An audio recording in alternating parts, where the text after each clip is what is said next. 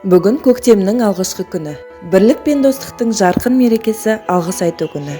Биыл 7-ші жыл қатарынан 1 наурыз тек көктем шуағын алып қана келмей, бүкіл халықтық мереке алғыс күнін атап өтуде. Алғыс айту күн бұл адамдардың бір-біріне құрмет пен ізет көрсететін күн.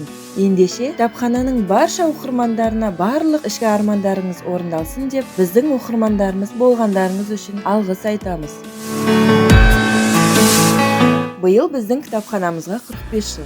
Осыған орай 45 жыл қызмет пен құрмет жобасы аясында кітапхана ұжымы бүгінгі кітапханамызға келген оқырмандарымызға мынадай тәттімізбен қошемет көрсетпекпіз. Я поздравляю библиотеку, детскую юношескую библиотеку с 45-летием и праздником Алсайту. Я благодарна этой библиотеке за то, что всегда я могу прийти сюда вместе со своими детьми, выбрать интересные книги и провести потом очень приятный вечер. Алсайту құтты болсын. Рахмет. Шымкент қалалық жасөспірімдер кітапханасының биыл 45 жылдығы болып жатыр екен. Мерейтойларыңыз құтты болсын. Біздің де алғысымыз шексіз сіздерге. Біз де осы балдарды алып келіп тұрамыз осы кітапханаға. Осы еңбектеріңіз жана берсін, тек биіктерден көріне беріңіз.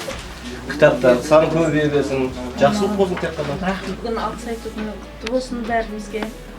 Біз осы жасөспірімдер ұжымына, осы кітапхананың ұжымына үлкен алғысымыз шексіз барлығымыздың.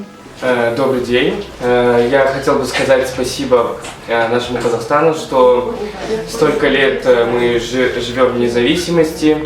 И спасибо большое этой библиотеке, что столько лет делают с нами работу. Спасибо большое. Кітапханасы деген сондай қасиет мұны ойлаймын. Өйткені адамдар қаншама қуанышты кітаптар рухани,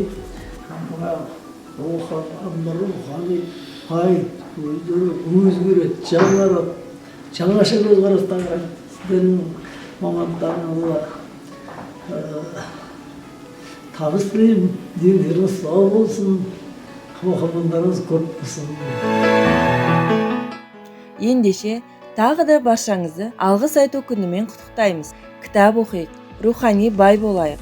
Көктем келді, енді тек қана күліп жүрейік.